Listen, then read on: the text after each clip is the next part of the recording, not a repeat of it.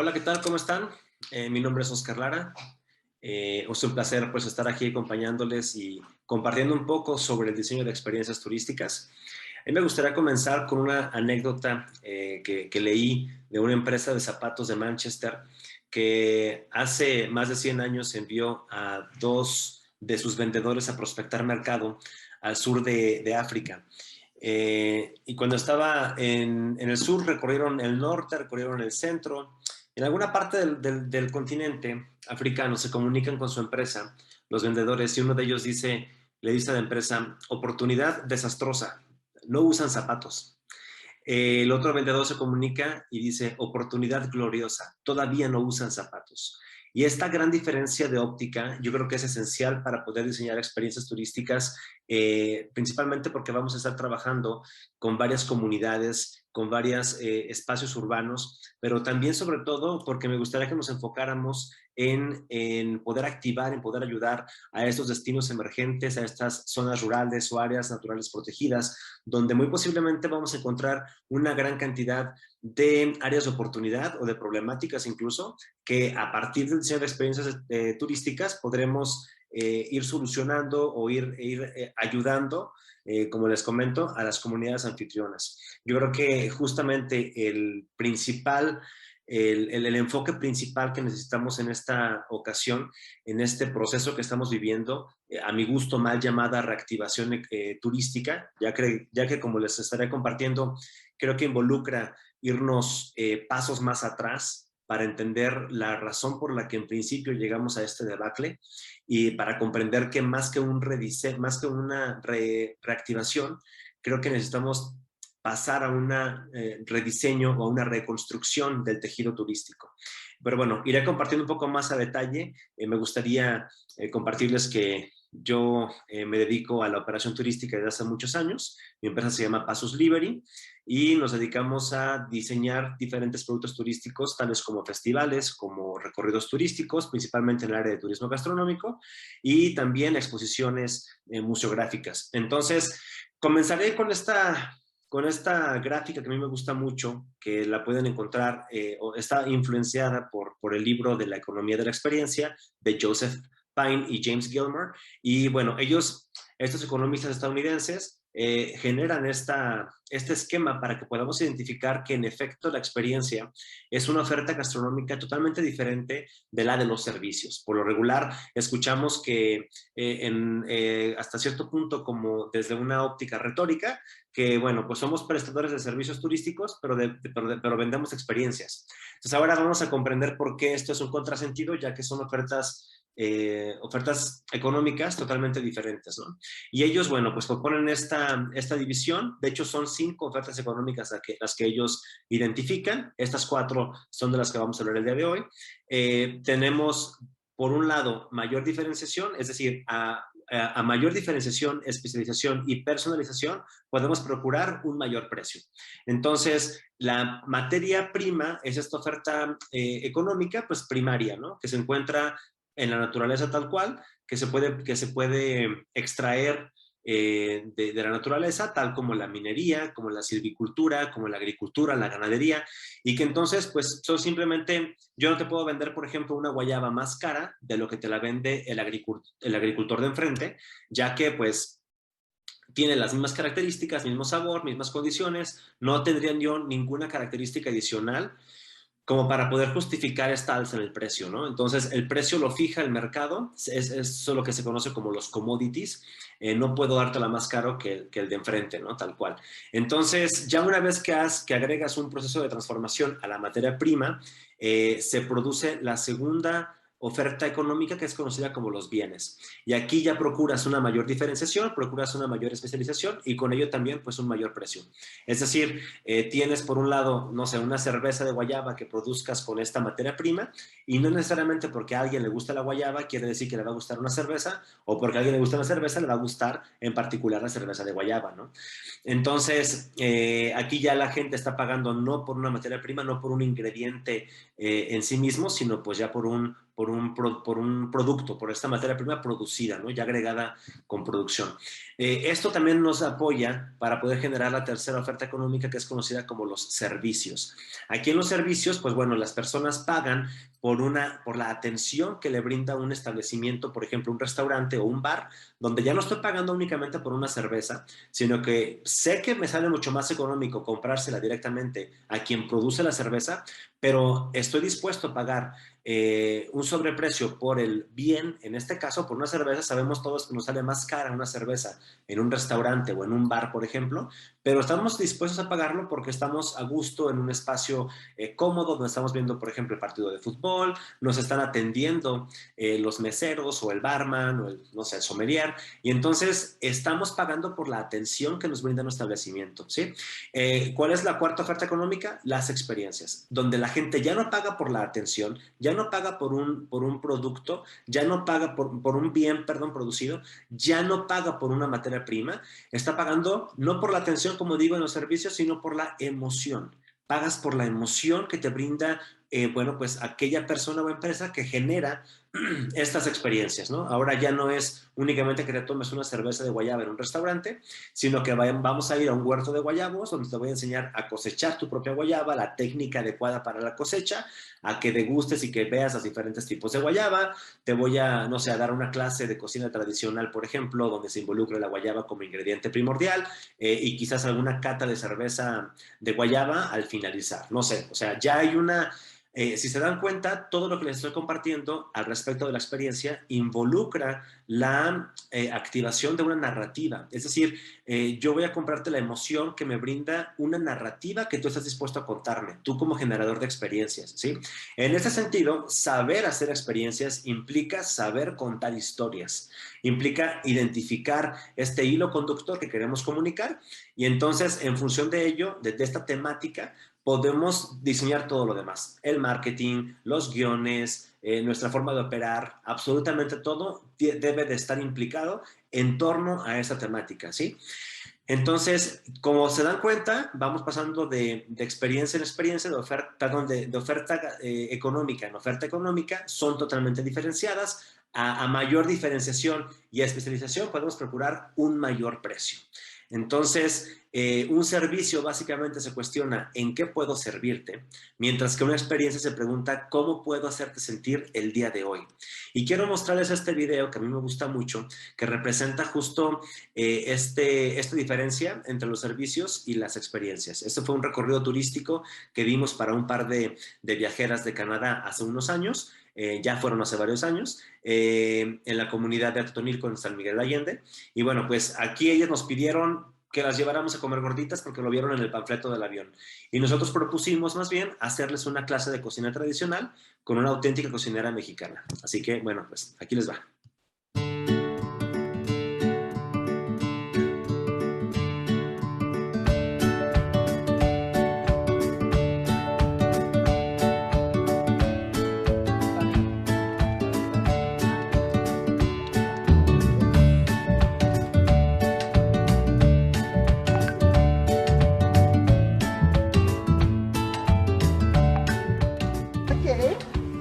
Échate agua en las manos. Lávatelas.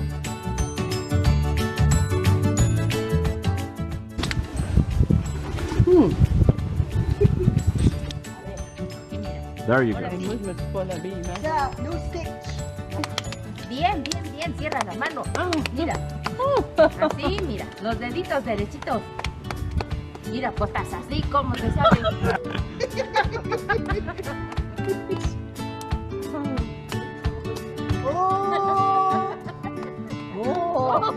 I'll be back.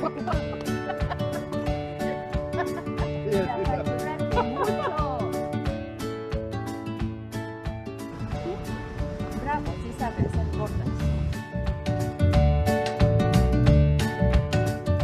No, no, no. Así de puntita. La puntita. La Así. Ahora dale vueltecita. puntita. Puntita. And it's open like this. Ajá. ¿Ahora qué? ¿De comida? What would you like to try? Picadillo. Picadillo.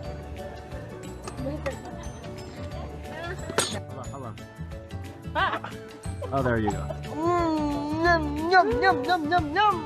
Deliciosa, Celia. Celia. C'est bon.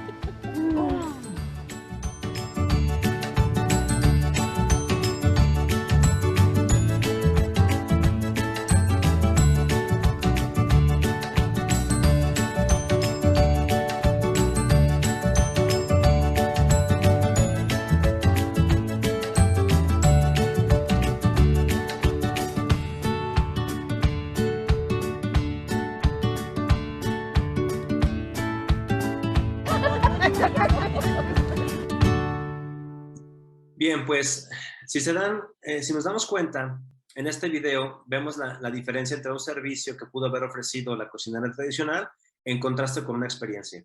Ahora, doña Celia invierte 6 pesos de insumos, o al menos era lo que invertía hace 6 años, 6 pesos de insumos, es decir, de salsa, carne y masa, para vender una gordita en 10 pesos. O sea, doña Celia ganaba 4 pesos de cada gordita que ella vendía. Cuando terminó la actividad, cada visitante se comió una gordita y me preguntaron, oye, ¿cuánto va a ser por esta experiencia, por esta clase de cocina tradicional? Yo les dije, ¿cuánto creen ustedes que vale? O sea, ¿qué representa esta vivencia, esta emoción, este momento en su plan de viaje, ¿no? Entonces me dijeron, ¿está bien si cada una de nosotras le damos 250 pesos? Ahora, ¿cuánto ganó realmente doña Celia? O sea, con los mismos 6 pesos de insumos, ahora generó 244 pesos de utilidad bruta, ¿no? ¿Qué tenemos aquí? Bueno, que para que doña Celia pudiese haber ganado esta misma cantidad de dinero, habría tenido que vender sobre 60 gorditas más o menos.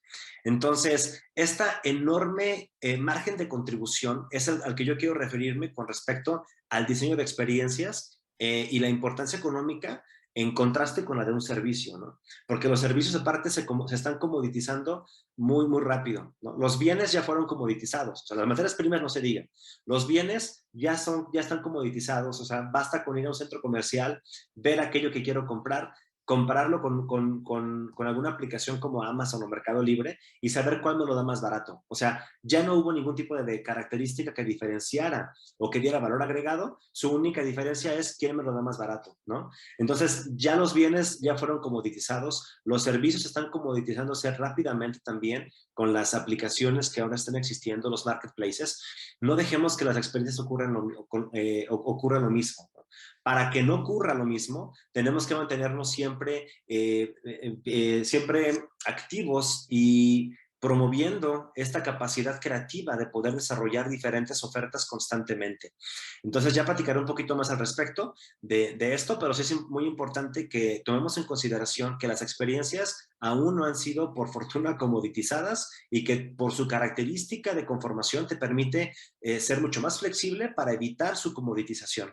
Entonces, aquí está este enorme margen de contribución que generan la experiencia. O sea, esto bien se pudo haber llamado cómo vender una gordita de 10 pesos en 250. Pues aquí está una de las formas, la experiencia. Así que dejemos de ser prestadores de servicios turísticos y pasemos, por favor, a ser creadores de experiencias turísticas, ¿sí? Ahora, hay muchas aplicaciones que ha tenido el diseño de experiencias a lo largo de nuestra lógica económica, ¿no?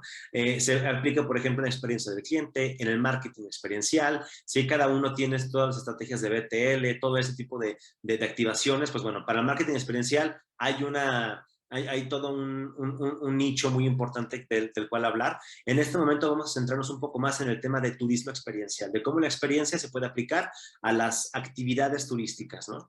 Y entonces, pues bueno, partimos de la creación justo de un producto turístico, ¿no? Entendiendo al producto turístico como esta sumatoria de bienes, servicios, materias primas que ya identificamos con esta oferta o con esta gráfica que les mostré hace unos minutos, y apoyada también en la infraestructura, por ejemplo, de un destino, ¿no? Apoyándose también en los recursos turísticos patrimoniales, que bien pueden ser, pues, tanto de naturaleza como de cultura, por ejemplo, para hacer una diferencia llana, atractivos turísticos, la planta turística, los servicios complementarios, por ejemplo, como los cajeros automáticos, y también, claro, como les decía, la infraestructura y el equipamiento urbano. O sea, cuando sumas todo esto y lo empaquetas, sí que generas una experiencia en torno a una narrativa, recuerden. O sea, cómo armonizas los recursos de un destino en torno a una narrativa, ¿sí? Y generas un producto comercializable, pues bueno, tienes un producto turístico, ¿no? Entonces aquí es donde puedes tú ver reflejado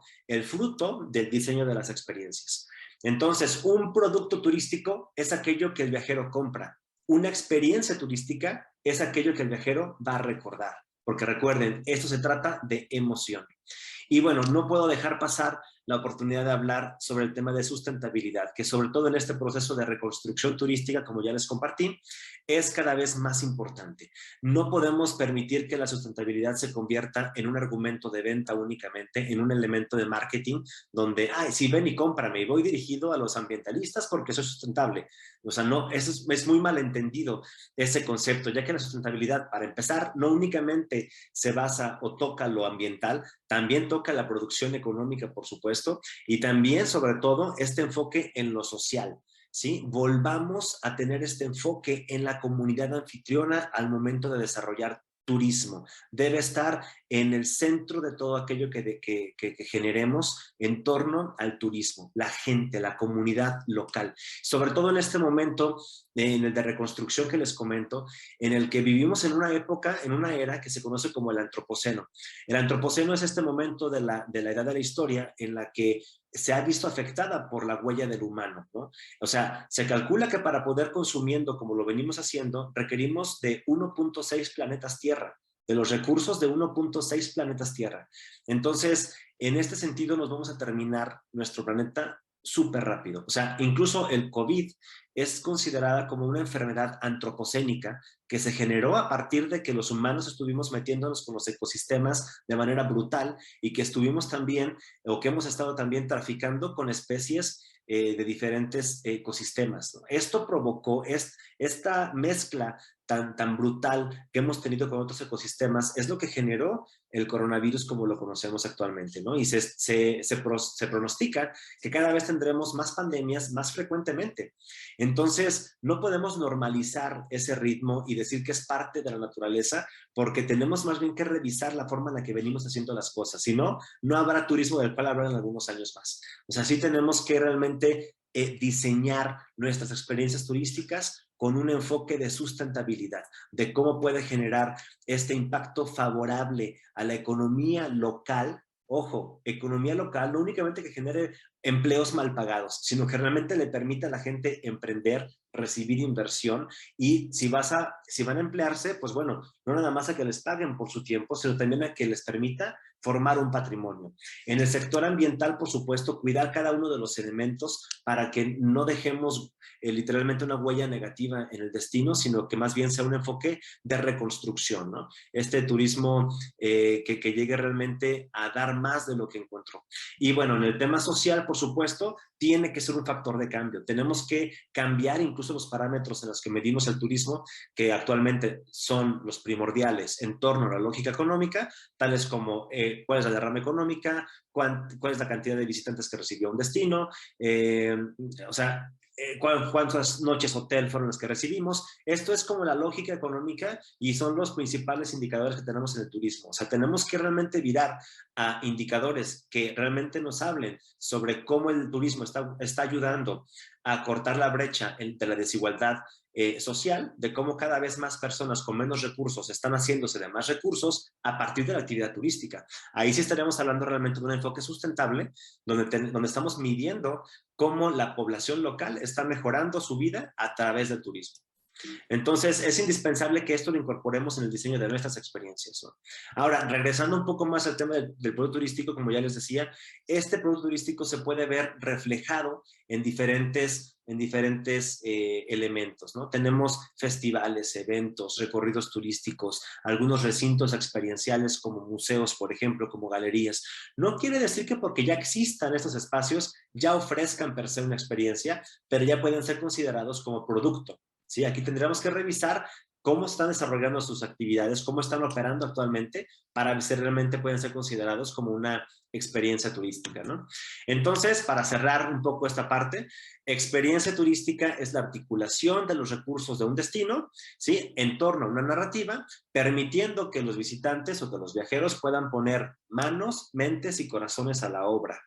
Manos porque es importante que el viajero ya no se sienta como un espectador, sino que realmente sea un protagonista, que se sienta literalmente al lado del artesano para que esté haciendo su propia vela de cera escamada junto con el artesano, que aprenda a hacerla, que se queme incluso un poco con la cera caliente. En el tema de las mentes a la obra, bueno, es importante que no les demos al viajero toda la información, ¿no? O sea, no es una clase de historia, por ejemplo, cuando haces un recorrido turístico, no sé, sobre historia, sobre turismo histórico, no es una clase de historia, es un proceso educativo, sí, pero no formal. Entonces, necesitamos pensar en cómo el edutainment, ¿no? Este entretenimiento informativo puede ayudar. Y aquí hay un recurso muy importante que se conoce como la interpretación patrimonial, en la cual, bueno, ya les platicaré un poco más a detalle en unos minutos más, pero básicamente implica que no le des toda la información al viajero, sino que le des únicamente las pistas necesarias para que el viajero pueda ir descubriendo sus propios significados. De esa manera se apropiará de la experiencia, la hará propia, ¿sí? La hará suya, y bueno, va a ser un recuerdo muy diferente, ¿no? En el tema de corazones a la obra, cuando motivas que el viajero se involucre, que sea ahora un protagonista, y cuando le brindas la oportunidad de que genere sus propios significados, irremediablemente va a quedar anclado emocionalmente. Por eso el elemento de los corazones a la obra, ¿no? Ahora, las características que definen a una experiencia turística es que es globalmente única. Algunas experiencias como las que hemos desarrollado nosotros involucran, por ejemplo, el circuito del nopal. Hicimos un tour gastronómico en torno al nopal, que lo van a ver también más adelante, y que vaya, no me digan que únicamente en Guanajuato se consume nopal. O sea, los nopales se consumen en diferentes partes de nuestro país, en todo México y en partes incluso de otros países, ¿no? Entonces, debe ser globalmente única. Hicimos, por ejemplo, el Festival de la Gordita. Las gorditas tradicionales como tal, estas como tipo arepas venezolanas, por ejemplo, las pupusas salvadoreñas, esta tortilla gruesa que te permite rellenarlo de algún guisado, pues bueno, estas gorditas se consumen en todo México, pero aquí hicimos el Festival de la Gordita y la gente se siente muy aludida por este término, porque lee esa parte pertinente, lo conoce, y entonces por ello hay posibilidades de que entable una relación emocional con aquello que le vas a contar, ¿no? Debe ser por completo inspirada en el viajero. Otra vez, debe ser pertinente. Y por supuesto, auténticamente local. No porque queramos atraer a una persona vamos a inventarnos elementos que no van con la identidad del pueblo, ¿sí? Para hacer el Festival de la Gordita, por ejemplo, tuvimos que investigar qué elementos patrimoniales existen en torno a este platillo para justificarlo. Y entonces nos dimos cuenta de que, por ejemplo, el municipio de Valle de Santiago, que es donde empezó este festival en el 2016, pues bueno, se encuentra en el eje neovolcánico, y todo esta riqueza de sedimento volcánico en su suelo le permite ser uno de los principales productores de granos y cereales, de maíz y de trigo, que son los principales ingredientes para la elaboración de gorditas, y comprendimos que realmente tenía una justificación muy fuerte la generación de este festival. Entonces debe ser auténticamente local, debe de ir, de fortalecer, de rescatar, de poner en valor nuevamente los elementos identitarios de un destino, de la comunidad anfitriona. Acordémonos además de que tienen que sentirse ellos, me refiero a la comunidad anfitriona, completamente apropiados del producto turístico, tienen que aceptarlo como propio, ¿no? Y por supuesto, interactiva, ya les platiqué que deben ser los viajeros protagonistas de la experiencia, ¿no? Y aquí quiero darles un ejemplo muy interesante de otra vez siguiendo con este tema de la medición económica de una experiencia turística. Quiero ponerles este ejemplo de Charmín. Me encanta porque Charmín lo que hace cada año es rentar un piso ahí en el Times Square de Nueva York, y entonces pone los mejores asientos de Broadway, que son básicamente sanitarios temáticos. O sea, te pone una serie de baños temáticos y te genera toda una experiencia. Esto va más con el tema del marketing experiencial que les platicaba yo en un principio, pero bueno, aquí bien podría ser una experiencia turística si alguien quisiera, ¿no? Básicamente lo que hacen es activar en enero de cada año, si no mal recuerdo, durante unos días, bueno, pues esta experiencia para que tú llegues y veas estos sanitarios, y tú puedes literalmente utilizarlos para hacer el baño. O sea, aquí está, miren, por ejemplo, un estadio, usualmente te lo ponen como lugares donde la gente ya hace del baño de por sí, ¿no? O sea, no sé, en algún stand, por ejemplo, de revistas, cuando están cerrados a la madrugada, pues bueno, ahí se acercan algunas personas a hacer el baño, o por ejemplo en el bosque, ¿sí? Y bueno, obviamente no puede faltar el trono. Entonces, todas las concepciones que ellos han identificado en torno a los sanitarios, estas solamente son 4 de las varias imágenes que hay, pues es lo que les da esta inspiración para poder crear una narrativa en torno a hacer del baño. ¿Sí? Vemos aquí incluso pues, algunas butacas, vemos aquí incluso el fondo del mar. El primer año que Charmin hizo esto, fíjense ustedes, recibieron 200,000 usuarios y sus ventas subieron un 14%. Este porcentaje se rastrea directamente a la generación de esta experiencia. O sea, pudieron rastrear que realmente vendieron más a partir de que la gente se vinculó emocionalmente con su producto. Y recibieron 500 millones de publicaciones en medios en todo el mundo. Salieron en televisión, en la portada de New York Times 2 veces, más el boca en boca. Entonces, viéndolo para los objetivos del marketing experiencial, esta fue una gran experiencia, ¿no? Si Charmin logró utilizando papel de baño este éxito, ¿a poco no podemos nosotros utilizando la riqueza de nuestro patrimonio? Imaginémonos. Y por ello quiero que pongamos a activar en nuestro músculo conocido como la creatividad, pero aquí nos vamos a dar cuenta de que la competencia no necesariamente tiene que ser un factor de riesgo o que complique nuestra operación, sino más bien un factor de inspiración y de colaboración.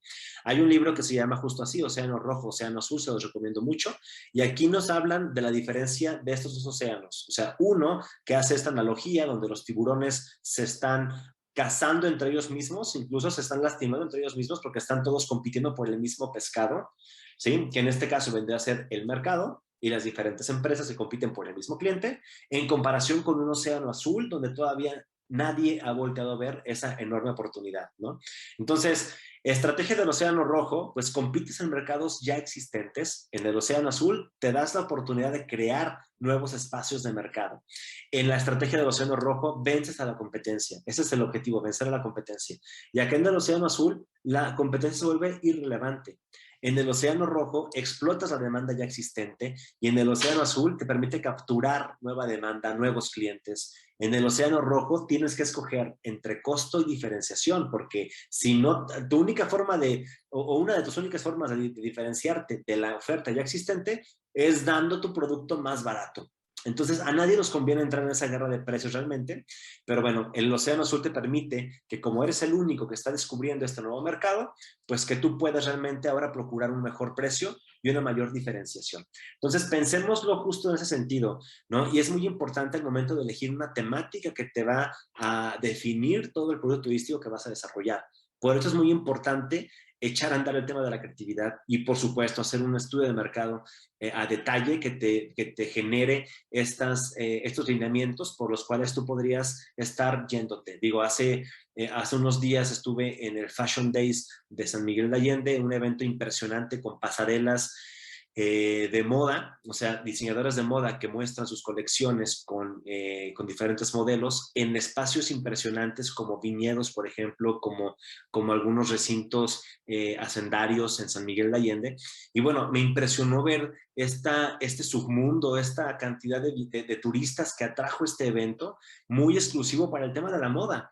Si lo pensamos para el tema del turismo médico, pero del agroturismo, del enoturismo, vaya, vamos cada vez hiperespecializándonos. Entonces, esto obviamente obedece a un tema de marketing en el cual tampoco voy a meterme muy a profundidad, simplemente voy a bordear y a comentar algunos puntos porque van vinculados con el diseño de la experiencia, pero sí es importante porque cuando hay un libro que también se llama The Longer Tail, la cola más larga, y se refiere a que el 80% del mercado se ubica en un mismo rubro, en un mismo nicho, ¿sí? Y que dejan a este 20% con una cola súper larga en la que se subdividen o se pueden subdividir diferentes nichos especializados, ¿no? O sea, ya yéndonos a una estrategia mucho más quirúrgica. Entonces, ubiquemos a todos estos nichos, a todos estos subnichos a los que podamos hablarles. Recuerda, cuando le hablas a todos, no le hablas a nadie. Cuando le hablas a uno, le hablas a todos los que están en ese subnicho. Entonces, ahora sí, otro concepto de que les quiero platicar para el diseño de experiencias, y digo, sé que quiero tocar como muchos puntos en muy poco tiempo, porque tenemos realmente poco tiempo para abordar este tema tan complejo. Solamente estoy dándoles algunos puntos para que podamos pues poder, para que podamos investigar más a detalle en caso de que les interese alguno de estos temas. Las nuevas monedas que tenemos el día de hoy en la sociedad son el tiempo y la atención. Ustedes lo ven sobre todo en redes sociales. Ustedes ven en redes sociales como Facebook, Instagram, TikTok, están cada vez buscando elementos experienciales, o sea, la experiencia del usuario que tienen en su aplicación para ver cómo pueden enganchar, ¿sí? Para ver cómo pueden ver más el tiempo y la atención de su gente, ¿no? De los usuarios, tal cual. Entonces, las nuevas monedas son el tiempo y la atención. Por eso es muy importante que el diseño de experiencias está basado o que aprendamos realmente algunos conceptos sobre neurociencia, porque tenemos que comprender que para diseñar una experiencia necesitamos motivar ciertos neurotransmisores en el cerebro de nuestros viajeros para que se puedan anclar. Entonces, ¿cómo los motivamos? ¿Cómo generamos o cómo motivamos estos neurotransmisores? Ahí es donde se encuentran los elementos de neurociencia que tenemos que estudiar, pues bueno, para poder jalar el tiempo y la atención de nuestros viajeros. Entonces, por ello es que, otra vez yéndonos al tema económico, el valor monetario del tiempo, ¿sí? Es el gasto por minuto. Es decir, si pensáramos en cómo medir el rendimiento, por ejemplo, de una experiencia o el impacto económico de una experiencia, tenemos que responder a la pregunta, ¿cuál es el gasto por minuto de los clientes? ¿Sí? O sea, hay que cobrar por el tiempo que los clientes pasan con nosotros. El tiempo es clave en las experiencias, ¿sí? Los servicios implican tiempo bien ahorrado. Las experiencias implican tiempo bien gastado. Es muy interesante esta diferencia de enfoque, pero si nos vamos, por ejemplo, con el cine, vamos a hacer un ejercicio con el cine, ¿no? El valor monetario del tiempo en el cine. Más o menos una persona se gasta sobre 240 pesos cuando va al cine, entre palomitas, la entrada, la bebida, todo esto, ¿no? Y se pasa más o menos viendo una película durante 2 horas, 120 minutos. ¿Cuánto gasta por minuto esta persona? 2 pesos por minuto. Sí, así debería ser más o menos el análisis que tenemos que hacer del rendimiento que genera una experiencia y esto nos va a dar la pauta de qué más tenemos que hacer para poder, obviamente, pues yéndonos con la lógica económica, maximizar también los beneficios, ¿no? Obviamente tiene que ser en relación también con el impacto emocional que estamos generando al cliente, ¿no? Ahora, Disneyland, si nos vamos a hacer un análisis, el cliente por minuto está gastando 3.40 pesos por minuto. Disney World, 4.60 pesos por minuto. El Ice Cream Museum, estos museos instagramiables, pop-up que han estado surgiendo en diferentes destinos del mundo, pues bueno, fíjense cómo da el paso, el salto hasta 8 pesos por minuto. Es una experiencia que dura más o menos una hora y media más o menos, y vean, la gente está gastando 8 pesos por minuto. Si nos vamos a los vuelos intergalácticos, pues bueno, a los vuelos espaciales, la gente está gastando 55,000 pesos por minuto. Muy ridículo, la verdad, pero bueno, si cobras por cosas sin diferenciación, estamos en el negocio de las materias primas. Si cobramos por cosas tangibles, estamos en el negocio de los bienes. Si cobramos por las actividades que tu equipo hace, estás en el negocio de los servicios, la atención que brinda el equipo. Y si quieres estar en el negocio de las experiencias, entonces tenemos que cobrar por el tiempo que nuestros clientes pasan con nosotros, ¿sale? Yo tengo que ver la manera de enganchar a la gente en un festival, por ejemplo, para que pasen el mayor tiempo posible en el festival. ¿Y cómo lo logro? Bueno, pues a través de talleres, de activaciones, de catas, a través de un programa artístico atractivo, a través del involucramiento de participantes como artesanos, como cocineras tradicionales, como chefs. Entre más haya que ver en un festival, más tiempo se queda la gente con nosotros, los viajeros, y si lo vemos únicamente desde el punto de vista económico, mayor oportunidad hay también, o probabilidad, de que obviamente generen derrama económica, ¿no? Y entonces esto genera un beneficio tremendo pues para todos los que estamos en la cadena de valor. Rob Walker, un periodista, hizo un experimento muy interesante porque él midió este tema de cómo la narrativa o cómo la historia tiene todo que ver al momento de generar experiencias. Él compró 200 artículos en eBay por $1, ¿sí? Por $1, fíjense. O sea, más o menos fue lo que se gastó, unos $200 en total, ¿no? Y contrató a 200 autores para que le inventaran una historia a cada uno de estos productos que eran baratijas, ¿sí? Pues bueno, a partir de que de que generó estas narrativas. Volvió a subir los productos a eBay, pero ahora con la narrativa que los autores le habían escrito. Y, por ejemplo, logró que esta cabeza de caballo, ¿sí?, sin historia, que él compró en 99 centavos de dólar, pudiese venderlo ahora en $62.95. O sea, fue tremendo el cambio porque el anclaje emocional que tuvo el cliente al momento de leer una historia cambió por completo su percepción al respecto del producto y dijo, lo necesito, lo quiero conmigo. Entonces, aquí vemos la importancia de la generación de las historias, de la narrativa en torno a una experiencia, ¿no? Entonces, fíjense, más o menos fue lo que gastó. Aquí está, $130 y los vendió por $8,000. Así que no hay que olvidar, Martin Lindstrom lo decía, la emoción lleva a la acción, mientras que la razón sirve para elaborar conclusiones. Entonces, por ello es importante también mantener a nuestros viajeros en este tema de emoción. Obviamente, con esto conlleva una enorme responsabilidad de ética, una enorme responsabilidad moral de, obviamente, no utilizar las estrategias de neurociencia en contra del viajero. O sea, obviamente tiene que ser un producto que prometa de menos y entregue de más. Pues bueno, ahora el cerebro, entrando un poco más en el tema de la neurociencia, vamos a platicar un poquito al respecto a algunos conceptos. El cerebro pone mucha atención, ¿sí?, de manera reptiliana, de manera básica, a esos elementos para su subsistencia. O sea, a las emociones, obviamente, pero sobre todo a tres elementos. El hambre, las amenazas y el sexo. O sea, está en el mundo natural, el ser humano, y entonces dice, oye, veo alguna persona por ahí o alguna criatura por ahí. Su primera pregunta es, ¿puedo tener sexo con esta persona o con esta bestia? Después es, ¿me la puedo comer? ¿Me puede comer? O sea, básicamente son los tres elementos que el cerebro se cuestiona, ¿no? Tengo hambre, ¿quién es una amenaza? ¿Y con quién puedo tener relaciones? ¿Con quién puedo mantener la especie, ¿no? Entonces, pues es importante comentarles esto porque aparte, pues bueno, yo aquí, yo me dedico principalmente, como les digo, al turismo gastronómico. Entonces, en ese sentido, nos va súper bien porque aludimos a una de las preocupaciones elementales del cerebro, que es el hambre. Obviamente no me voy a meter con amenazas ni con sexo, entonces fue la que mejor quedó.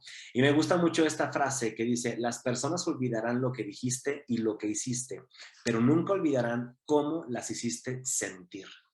Allí vemos otra vez la importancia de la emoción.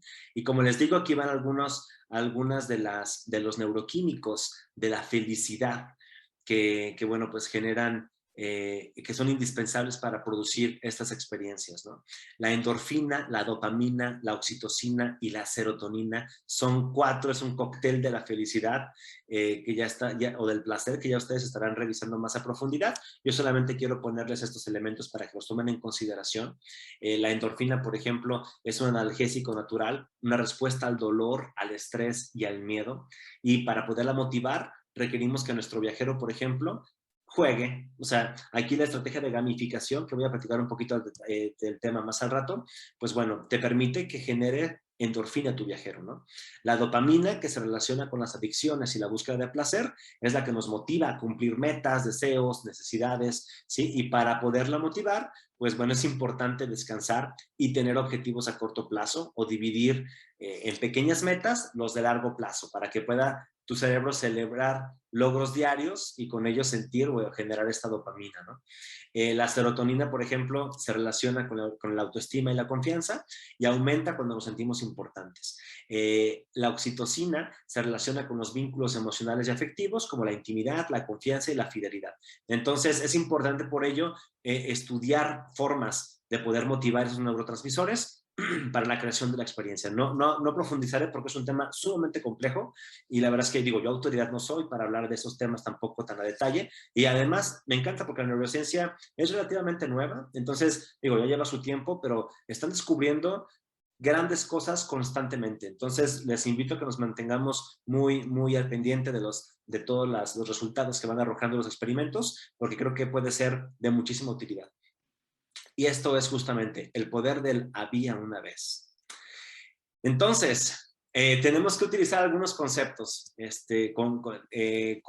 el diseño de experiencias, ¿sí? Es yendo nuevamente a la motivación de este músculo que yo les comentaba, que es el músculo de la creatividad, pues bueno, comienza por tener una idea. O sea, una idea que es el punto de partida de la inspiración, ¿no? Necesitamos utilizar nuestra imaginación.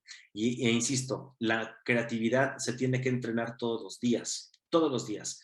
Hay varias metodologías de producción creativa que pueden ustedes también investigar en internet para poder motivar o entrenar a este músculo.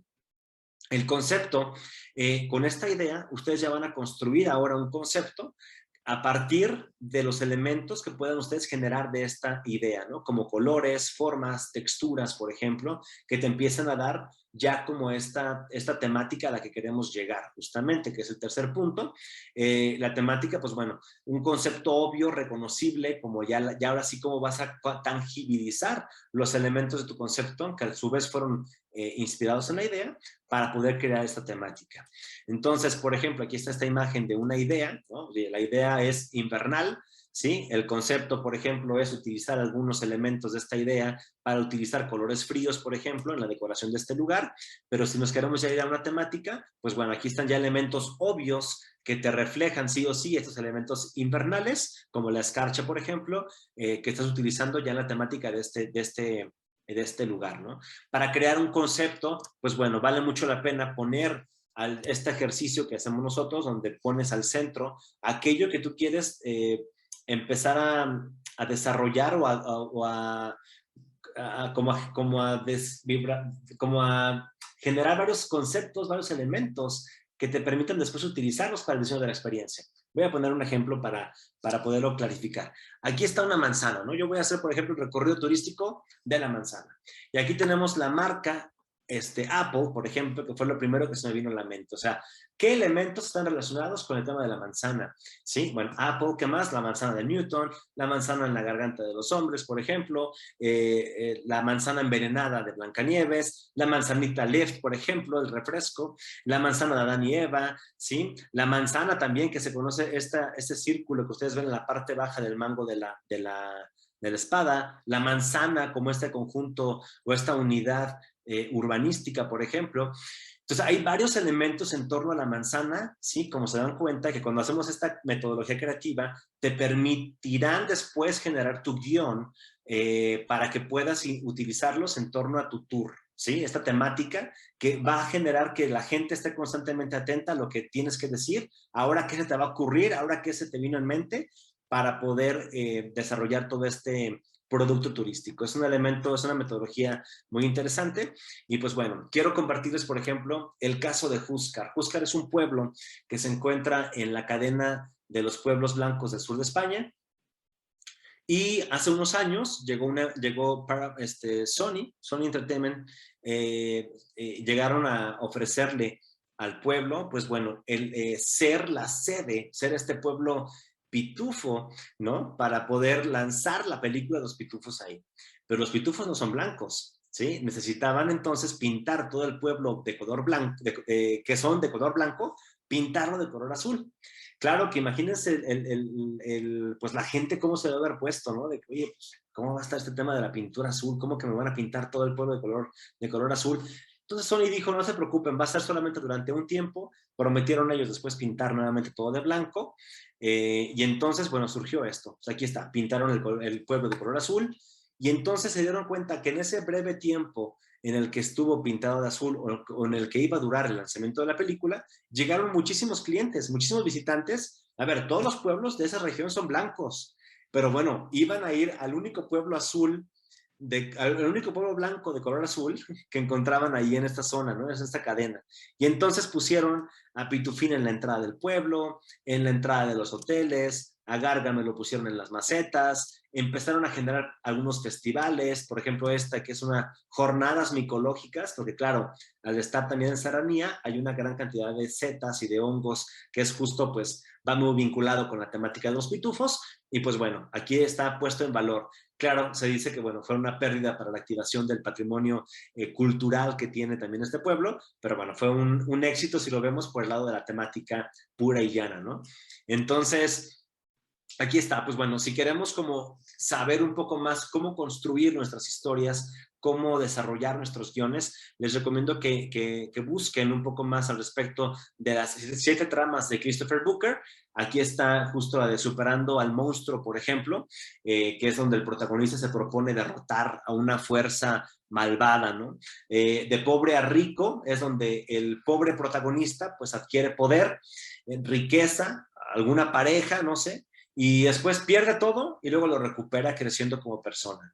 Son las mismas estructuras de historias que se han utilizado para varias películas. Por eso aquí les estoy poniendo algunos elementos que te pueden recordar pues a estas temáticas que les estoy platicando, ¿no? La búsqueda es cuando el protagonista y los compañeros se proponen adquirir un objeto importante o llegar a un gran lugar, ¿no? La comedia, pues es un personaje ligero y humorístico, con un final feliz, un final alegre, ¿no? La tragedia, por ejemplo, donde un personaje, el protagonista, cuenta pues con un gran error, con un gran defecto, que bueno, pues termina siendo su perdición. La ida y vuelta, por ejemplo, que es donde el protagonista se dirige a una tierra extraña y después de superar las amenazas que representa para este protagonista, pues regresa ya con experiencia, ¿no? Aquí el Rey León creo que es el mejor ejemplo. Y el renacimiento o el renacer, que es un evento que obliga al personaje principal a cambiar sus formas y, bueno, pues a menudo a convertirse en una mejor persona. Así que aquí están las tramas de Christopher Booker, les va a servir para poder diseñar o construir, pues, la temática y su historia, ¿no? Y, bueno, pues todo esto suele aplicarse en un storyboard, donde tú ya vas imaginándote por dónde va a pasar tu recorrido turístico o cuál va a ser el programa que vas a llevar en un evento o cuál es el itinerario que vas a generar para una exposición artística, por ejemplo, para un espacio experimental, cuáles van a ser los pasos que va a estar siguiendo el viajero, paso 1, paso 2, paso 3, y lo puedes ir aquí proyectando en torno, insisto, a tu narrativa. Así que ya les platicaba yo que existe algo que se conoce como la interpretación patrimonial, donde, bueno, pues la diferencia entre la información, entre dar información pura y llana en un recorrido turístico, por ejemplo, o recurrir a estrategias de animación, de integración, de gamificación, por ejemplo, que es esta aplicación de los juegos, ¿sí? Cuando recurres a estas estrategias de interpretación patrimonial, por ejemplo, nosotros, para dar algunos recorridos por los conventos de Guanajuato, bueno, pues en lugar de que me pare y les diga, bueno, pues el templo que ustedes ven a sus espaldas pertenece al siglo XVIII, está en estilo barroco y cuenta con 11 retablos en hoja de oro de 24 quilates. O sea, es pura información que el cerebro va a empezar a rechazar. O sea, te va a escuchar los primeros 30 segundos y luego dijo, ya me perdiste por completo. ¿Sí? Cuando utilizamos estrategias de interpretación patrimonial, permitimos que se motiven los neurotransmisores que ya les comenté de los viajeros para que entonces presten atención. Acordémonos que la atención es la moneda de hoy en día, ¿no? Entonces necesitamos enganchar inmediatamente a nuestros viajeros con la interpretación patrimonial. La diferencia entre la información y la interpretación es que la información instruye, pero la interpretación provoca. Entonces la interpretación parte de tener claro el significado de las cosas, de los recursos patrimoniales, el significado que tiene también para la comunidad anfitriona cierta cosa, ¿sí? Entonces, aquí están algunos elementos que se hacen presentes en la interpretación. No olvidemos, la interpretación es realmente un proceso de comunicación, ¿sí? Entonces, tenemos aquí, por ejemplo, al emisor, que es el intérprete, ya sea, por ejemplo, el guía de turistas, puede ser. Ok, pues bueno, ¿qué mensaje hay que tener definido? ¿Qué mensaje es el que queremos comunicar? ¿Cuál es la temática que queremos comunicar? Oye, yo voy a hacer el tour del nopal. Pues bueno, ¿qué mensaje quieres comunicar? Que el nopal es un producto rico, con grandes beneficios para la salud, muy identitario de nuestra cultura mexicana y que además en su producción se involucran varias personas como agricultores, como cocineras tradicionales, por ejemplo, para que llegue a tu mesa sano y salvo, ¿no? Entonces, todo esto es lo que yo quiero comunicar, ¿sí? En torno al nopal. Bueno, ¿cómo lo voy a hacer? ¿Cuál es el medio? ¿A través de qué? A través de un recorrido turístico donde haya varios juegos que ya verán en un video más al ratito, ¿no? ¿Quién va a recibir todo esto? Pues un viajero. Ok, ¿quién es el viajero en particular? Aquí entra el tema de los subnichos o subsegmentos que yo les estaba comentando, ¿no? Bueno, pues ¿quién va a recibir este mensaje? Lo va a recibir un estudiante, por ejemplo, de turismo, un estudiante de gastronomía o de agronomía o una familia que decidió salir a conocer el campo, ¿no? Bueno, ¿qué efecto tuvo en el patrimonio, no? Entonces, nos vamos a dar cuenta de que realmente a través de la interpretación patrimonial es como, y de que a su vez activa los neurotransmisores en las personas, podemos modificar incluso la conducta de un viajero, ¿sí? Y aquí les voy a dar, no me voy a meter a todos los elementos, hay varios principios de la interpretación patrimonial, les invito a que también los busquen, hay muchos, hay varios autores que ponen 20 y tantos, 30 y tantos, todos ellos luego terminan siendo como un desglose de los otros, pero vale la pena que también los revisemos. En un ejercicio que estoy haciendo para sintetizar, sí, con el riesgo de que suene reduccionista, que no es mi intención, pues bueno, yo lo defino como que sea, o sea, hacer interpretación patrimonial significa hacerse pato, ¿ya qué va? ¿Por qué pato? Bueno, pues porque lo que hagamos tiene que ser pertinente, ¿sí? Lo que vamos a contarle al viajero tiene que serle pertinente. Si no le es pertinente y le empiezas a hablar de una temática con la que no tiene nada que ver, vas a perder su atención inmediatamente. Tiene que ser también amena, nuestra comunicación tiene que ser divertida, entretenida, ¿sí? Esa es la intención. Tiene que ser temática, como ya lo comenté, todo en torno a un mismo hilo conductor. Y tiene que ser, por supuesto, organizada. Tenemos que tomarnos ese tiempo de poder sentarnos a armar nuestra estrategia para saber cómo armar una obra de teatro, para saber cuál es el primer acto, el segundo, el tercer acto, qué viene antes, qué viene después, todo, ¿sí? Y aquí están justo las 3 E's de la interpretación, o sea, encausa, es decir, guía, entretén y echa chisme. O sea, tiene que ser un proceso educativo no formal, ¿sí? Aquí van algunas experiencias en las que me ha tocado a mí disfrutar. Por ejemplo, es una experiencia de turismo accesible muy interesante donde justo nuestro guía tenía una debilidad visual y bueno, él fue quien nos bloqueó la vista para poder disfrutar de Salvatierra, Pueblo Mágico, pues tal cual él también lo percibe. Fue una experiencia integradora, inmersiva, muy interesante. Tenemos el caso también, por ejemplo, de Run Your Tour, una empresa de León que hace estos recorridos corriendo por Guanajuato capital y por San Miguel de Allende, por la misma ciudad de León, donde te llevan corriendo a disfrutar. Este va dirigido a un segmento, si se fijan, pues muy particular, muy especializado, ¿no? A los viajeros que no quieren perder su rutina y que son atletas, que les gusta el ejercicio. Entonces, ¿cómo combinas un recorrido turístico de historia, de cultura? Pues con esta afición que tienen algunas personas, ¿no? Por ejemplo, los corredores ya sabemos que los tenemos muy identificados, ¿no? Entonces, claro, como es un proceso de comunicación, el que les cuento, como es un proceso de comunicación, la interpretación patrimonial, pues por ello tenemos que estar muy al pendiente de las barreras de la comunicación que estas pueden implicar. Por ejemplo, las barreras semánticas, ¿sí? ¿Qué tipo de información, de palabras utilizamos, de expresiones estamos utilizando? Psicológicas, fisiológicas, físicas, administrativas. Es decir, fisiológicas. Bueno, pues tenemos que estar muy al pendiente, obviamente, de las necesidades que tiene un viajero, en el sentido de que, a ver, si llega, por ejemplo, alguien a quien le anda del baño, ¿no? O que tiene hambre, pues simplemente no te va a poner atención porque lo primero que quiere es resolver su necesidad fisiológica, ¿sí? No te va a poner atención. Entonces, primero tenemos que asegurarnos de que se encuentre la persona cómoda con sus necesidades básicas resueltas para que realmente puedas empezar a fomentar la creación de una experiencia, ¿no? Por supuesto, las barreras físicas, las barreras administrativas, todo lo que implica el tema de la organización de la experiencia. Si yo llego, por ejemplo, a improvisar a un lugar, pues bueno, es muy posible que voy a tener varios errores, que va a haber varios elementos que van a empezar a mermar la experiencia que yo tenga. Entonces, a nivel administrativo tenemos que organizar nuestra comunicación. A nivel físico, por ejemplo, bueno, pues también si estoy yo platicando enfrente de un templo, contándote la historia y todo esto, y pasa el camión y pasa la motocicleta y no hacemos ninguna pausa nosotros, pues simplemente ya no te escucharon, ¿no? Entonces, aquí hay 2 elementos que a mí me sirven mucho al momento de elegir o de crear estas narrativas. Una de ellas es la etimología. Me encanta identificar el origen de las palabras. Ya luego les platicaré más a detalle de cada una de ellas. Y la paremiología, que te ayuda también al estudio de los refranes, de los dichos. Estos elementos en particular sirven mucho para poder hablar de temas históricos, ¿no? O gastronómicos, arquitectónicos, porque cuando encuentras este piso en común, haces que la gente se involucre, haces que la gente lo tome pertinente, ¿no? O sea, yo les cuento, por ejemplo, a las personas que en las cocinas conventuales, bueno, pues, no sé, o sea, se utilizaban estos elementos para como estos ganchitos, ¿no? Donde se cuelga la carne en las carnicerías, que se llaman los garabatos. Y pues bueno, en una cocina conventual, pues había, por ejemplo, no sé, varios elementos que convivían, ¿no? Los fogones, los animales, había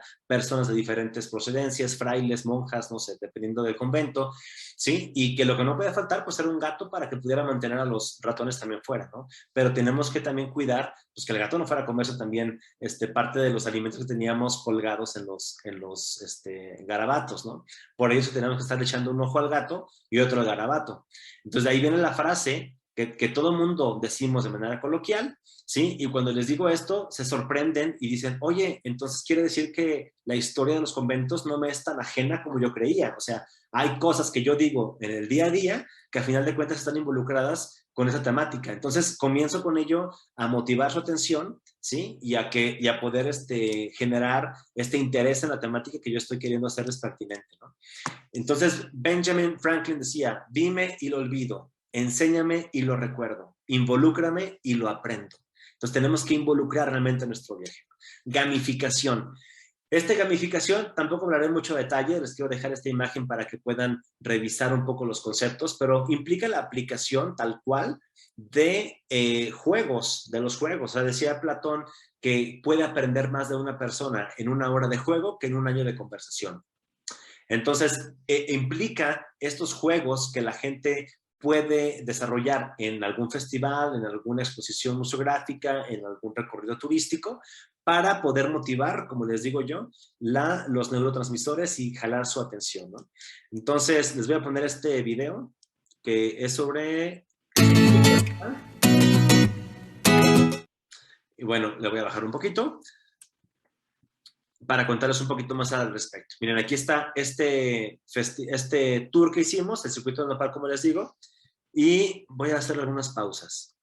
Primero, pues bueno, en este tour lo que quisimos hacer fue rentar el tractor a un agricultor y les pusimos patas de paja y ahí llevábamos a la gente en el tractopal, nos inventamos el tractopal, ¿no?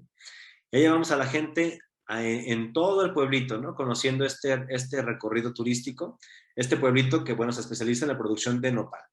Luego, los llevamos a una huerta orgánica para que pudieran ver cómo es la lombricomposta, cómo son los nopalitos, toda esta parte.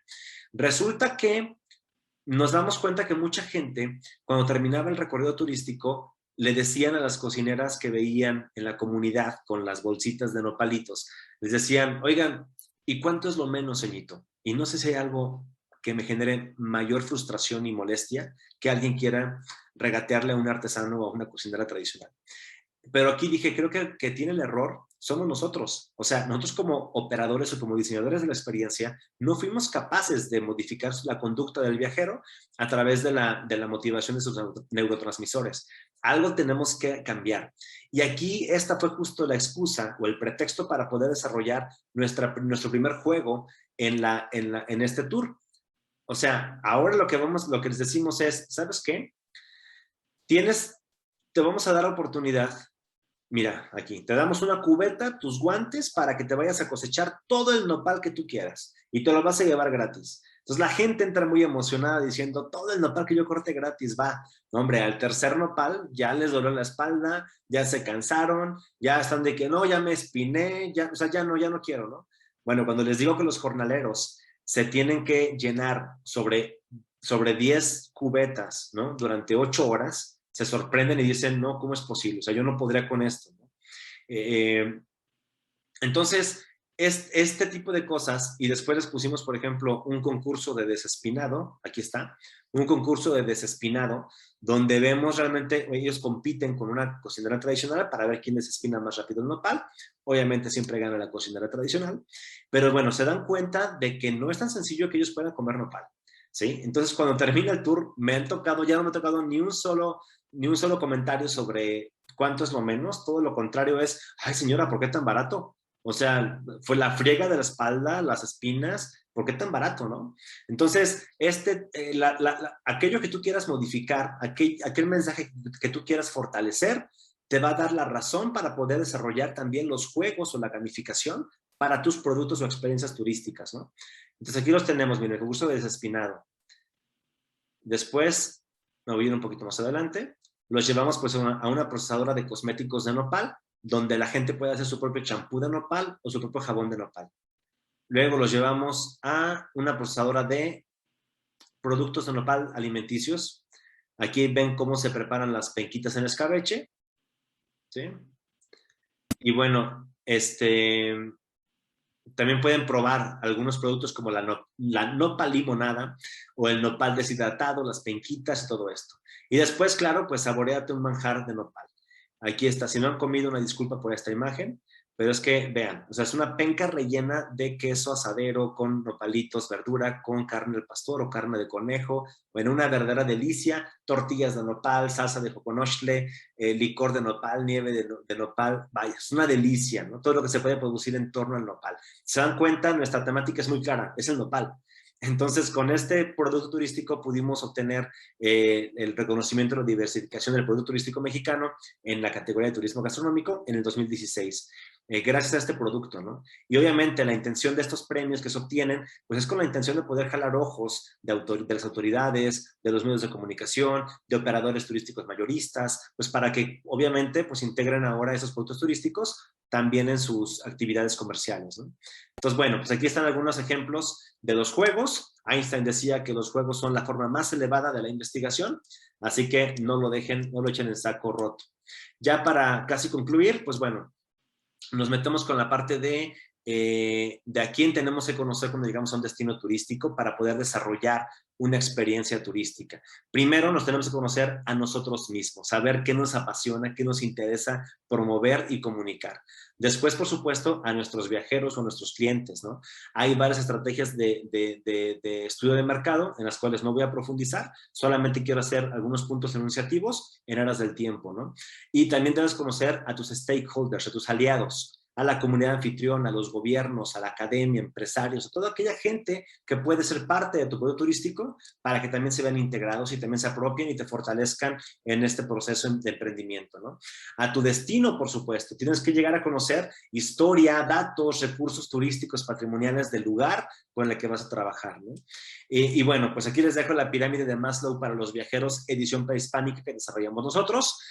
No voy a entrar tampoco en detalle, pero échenle un ojo cuando tengan la oportunidad, pónganle pausa y pueden ver pues todo aquello que el viajero está también necesitando al momento de vivir una experiencia. Y todo este tipo de cosas les van a ayudar a ustedes para desarrollar una experiencia per se. O sea, como les digo, por ejemplo, el tema de lo fisiológico. Oye, si la gente no tiene, por ejemplo, la temperatura ideal, ¿sí? Que hace muchísimo calor, pues no los tengas bajo el sol durante 10 minutos, ¿sí? O sea, vamos rápido, pero vénganse a la sombra para que puedan disfrutar de mejor manera de lo que les voy a platicar, ¿no? Entonces son algunos elementos que son muy básicos al momento de analizar y que te van a permitir, pues bueno, generar una experiencia mucho más integral. Entonces, las mejores experiencias conectan a los principales recursos de un destino con las interacciones emocionales que los viajeros quieren experimentar.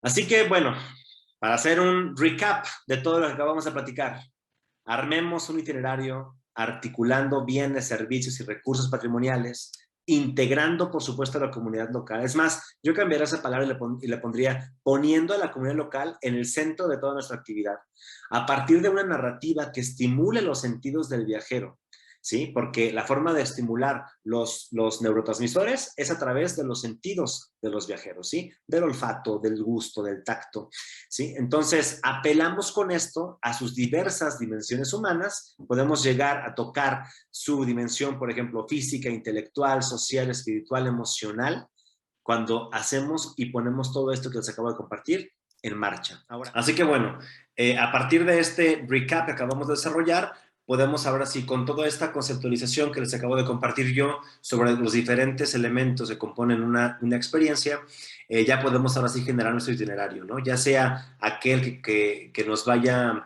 que vaya siendo consecutivo con la temática que queremos contar, o la lógica geográfica, ¿no? Depende, por ejemplo, si yo voy a hacer el ejercicio del recorrido turístico del queso, que de hecho vamos a ver un mapita en un minuto más, pues bueno, si va a ser el queso, en teoría yo debería de seguir la lógica temática de primero irme a la granja para saber de dónde viene la leche, por ejemplo, para la producción de quesos, luego me voy a la fábrica y de ahí me voy al restaurante o algo así, ¿no? Pero bueno, acá implica otro tema, otros puntos que tenemos que tener en consideración. Por ejemplo, temas sanitarios, no puedo tocar o no puedo poner un pie en una instalación que produce quesos por temas sanitarios. O sea, no puedo haber tocado antes una granja y después llegar a una fábrica de quesos. Entonces, todo ese tipo de cosas, todas las que tenemos que tomar en consideración al momento de trazar nuestro itinerario, ¿sí? Obviamente también la lógica geográfica, que no podemos estar trayendo al viajero de un punto a otro, ¿no? Sin sentido. O sea, necesitamos hacer armonizar ambas lógicas, tanto la temática como la geográfica, considerando las licencias, permisos o modelos de operación e incluso los horarios de los lugares que vamos a recorrer, pues bueno, para poder generar el itinerario ideal. Ahora, esto hablando, claro, en el punto de vista, desde el punto de vista de un recorrido turístico, ¿no? Pero lo mismo aplica para un museo con su itinerario o lo mismo aplica para un festival con su programa artístico, ¿no? O sea, siempre tenemos que tomar en consideración una serie de conceptos para poder armar el mejor proyecto posible. Así que, bueno, pues aquí está, por ejemplo, la curva narrativa, que es en función de la que tenemos que armar nuestro programa de actividades o nuestro itinerario para el recorrido turístico o nuestro itinerario para una exposición. Entonces, tenemos el tiempo narrativo en uno de los ejes, la intensidad en el otro de los ejes, ¿sí? Y no podemos comenzar con lo más impresionante al principio porque a partir de ahí va a comenzar a juzgarte el viajero, ¿no? O sea, a partir de lo más padre que le mostraste es, oye, pues ¿cómo va a estar lo demás? Entonces, ya cuando, por ello es importante que iniciemos con una presentación a nivel medio, o sea, que realmente logremos atraer la atención del cliente. Acuérdense que la atención es la moneda de este tiempo, entonces atraer la atención con una presentación impactante, tener un subclímax, pero luego el humano siempre aprende por contraste, o sea, no podemos comprender que es frío si nunca hemos sentido el calor. Entonces, lo mismo ocurre, si queremos tener momentos de clímax, momentos donde impresionemos a nuestro viajero o a nuestro cliente, bueno, pues tenemos que darle esta oportunidad a su cerebro de que descanse y luego otra vez subirlo a un subclímax hasta que lleguemos ahora sí al clímax, la parte más emblemática, y después de la parte más emblemática debe venir el desenlace, ¿sí? Para que se queden con este momento impresionante. Entonces, quiero que mi viajero se interese y se enfoque, necesitamos generar dopamina, ¿sí? ¿Y cómo lo logramos? A través de crear suspenso y de crear relatos. Esta historia del había una vez, y en ese momento empiezas a generar el enfoque y atraerte a la persona, ¿no? Quiero que mi viajero también conecte con la comunidad y se vuelva generoso, que realmente se sensibilice ante la situación que está viviendo, por ejemplo, una comunidad rural o ante todo el trabajo que desarrolla un agricultor o un ganadero, un pescador. ¿Cómo lo logro? Bueno, relatando historias humanas, de conexión humanas. Con esto podremos motivar la generación de oxitocina en nuestros viajeros, ¿no? Quiero que mi viajero se desconecte de su realidad y que me preste toda su atención. ¿Cómo le hago? Bueno, pues tengo que alterar su realidad, tengo que hacer que libere endorfinas y bueno, podemos hacerlo, bueno, pues permitiéndole que dé todo este trabajo creativo dentro del mismo recorrido, darle esta oportunidad de que ponga las manos a la obra, pues para que se relaje también. Quiero que mi viajero recuerde y que realmente se ancle emocionalmente. ¿Qué es esto? Pues que libere también otra vez dopamina, ¿no? Entonces el merchandising, por ejemplo, que tenemos al finalizar un itinerario en un museo o la tienda de recuerdos en un festival, o al final también todo el merchandising de un recorrido turístico, además de que sirve como un ingreso adicional, bueno, también funciona como un termómetro para identificar si realmente la persona quiere llevarse un objeto de anclaje emocional para recordar lo que ha vivido. Si no te lo están comprando, digo, evidentemente tienes que verificar también temas de merca como los costos de tus productos y todo ello, pero si ves que es un costo o que es un precio realmente accesible y no te lo están comprando, quiere decir que entonces muy posiblemente no entregaste una experiencia memorable. Ahora, tenemos también pues el minuto a minuto, la secuencia de pasos, el lugar, recurso a interpretar, medio de interpretación y herramientas de interpretación. Esta gráfica que vemos aquí en pantalla pues es un ejemplo de una que a mí me ha funcionado en particular para poder desarrollar mi plan de trabajo, ¿no? En un recorrido turístico en particular. O sea, tengo un minuto a minuto de qué va a ocurrir desde que llegue el viajero hasta que se va a ir. ¿Cuáles son los pasos que tengo que seguir? ¿En dónde tengo que seguir estos pasos? ¿Qué recursos voy a interpretar? Oye, el nopal, la técnica, por ejemplo, de desespinado, voy a interpretar quizás el champú, o si estoy en un recorrido histórico, el altar, el retablo, la sacristía, la fachada, no sé, de un templo, por poner un ejemplo, ¿no? Medio de interpretación. ¿Qué medio de interpretación estoy utilizando para poder hacer esto? ¿Sí? Ya sea una representación artística, un juego, por ejemplo, un monólogo, una canción, no sé, o sea, ¿cómo vas a interpretarlo y qué herramientas requieres para poder interpretar esto? Oye, si me voy a disfrazar, pues bueno, requiero del traje, es como tu checklist, ¿no? Para que tengas realmente todo bien trabajado y pueda ejecutarse adecuadamente. Acuérdense que una característica de las experiencias es que tienen que ser organizadas. Así que bueno, pues aquí os voy a poner un video de algunos de los productos turísticos que hemos manejado. Este, por ejemplo, que ven aquí en pantalla, es una cena conventual que desarrollamos.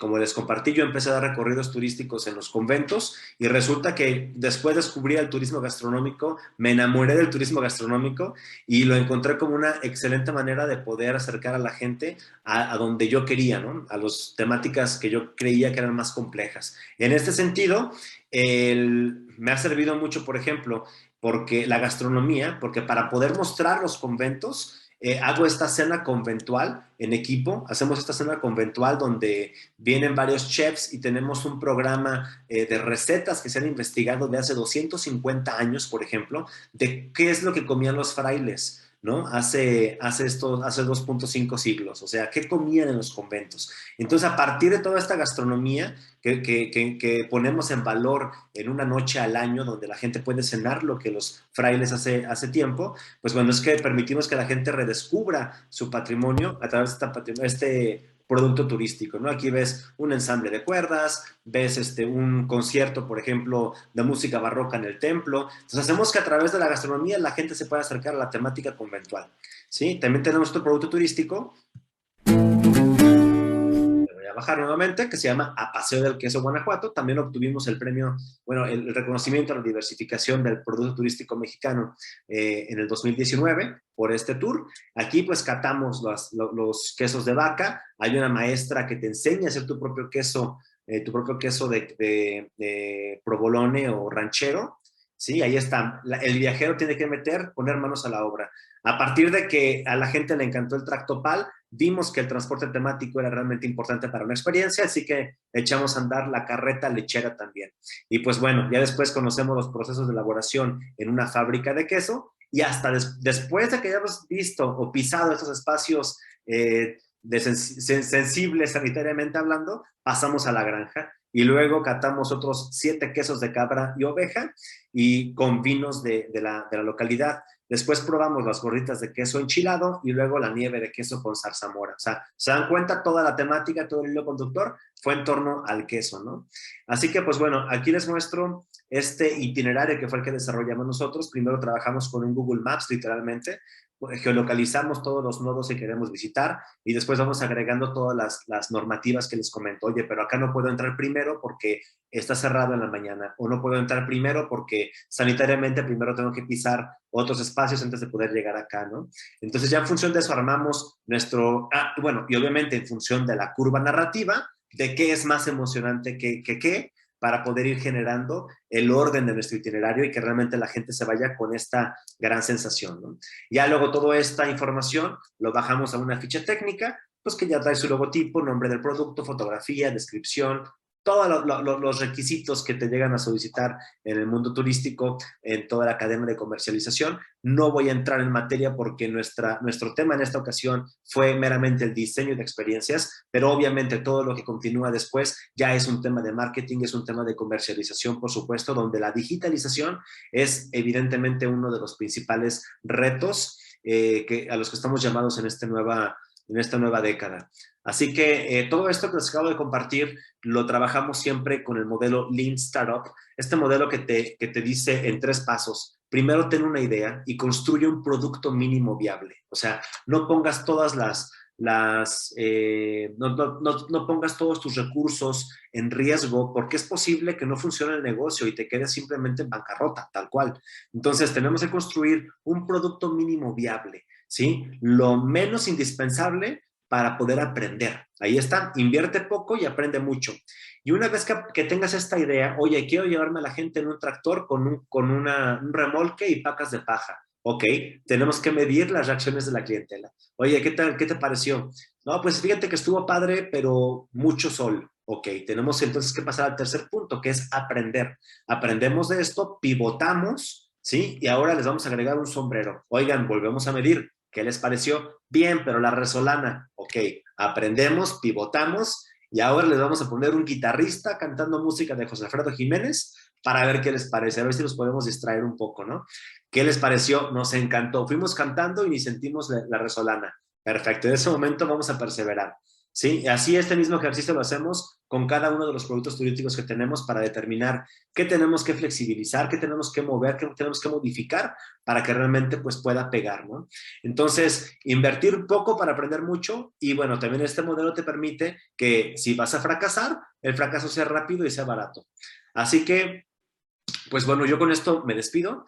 Yo quiero agradecer mucho su atención, su tiempo. Sabemos que ahora son las monedas más caras, así que eso para mí, bueno, pues ya me hace rico, ¿no? Si pude mantenerlos hasta este momento. Sé que fue muy rápido, es un tema muy complejo y muy apasionante también de estudiar. Y yo, bueno, yo quiero nada más despedirme con esta reflexión que hizo la antropóloga Margaret Mead cuando le preguntaron que cuál consideraba ella que podía ser el inicio de una civilización. Y ella mencionaba, contrario a lo que mucha gente pudiese haber pensado, que, pues no sé, quizás a partir de que se encontraron las primeras puntas de flecha o las primeras vasijas, ella decía que el primer indicio de la existencia de una civilización es cuando encuentras en la naturaleza un fémur que se ha roto y que luego ha sanado. Porque ella explica que si un fémur se rompe, que si una persona, una bestia, se rompe un fémur en la naturaleza, pues se vuelve una presa muy fácil para otros depredadores, ¿no? Y no puede hacerse tampoco de alimento ni de agua y eventualmente morirá. El hecho de que tú encuentres un fémur que se rompió y que luego sanó, implica que alguien se quedó realmente a cuidar de esta otra persona, implica que alguien se quedó, se preocupó, le llevó alimento, y en ese momento, entonces, justo con el colectivo, es cuando comienza el inicio de una civilización. Así que creo que el turismo y todos los turisteros estamos llamados en este momento a hacer ese gran vendaje para muchas comunidades rurales que nos requieren, para muchos centros urbanos, por supuesto, para muchos subsegmentos, para muchos otros espacios y sectores. Como sabemos, el turismo es transversal, entonces tenemos esta gran posibilidad de incidir en diferentes campos a lo largo y ancho de nuestra economía, de nuestra forma de trabajo, de nuestra vida, realmente poder influir en la vida de las personas. Así que, ¿cuántas vidas quieres tocar el día de hoy? Muchísimas gracias.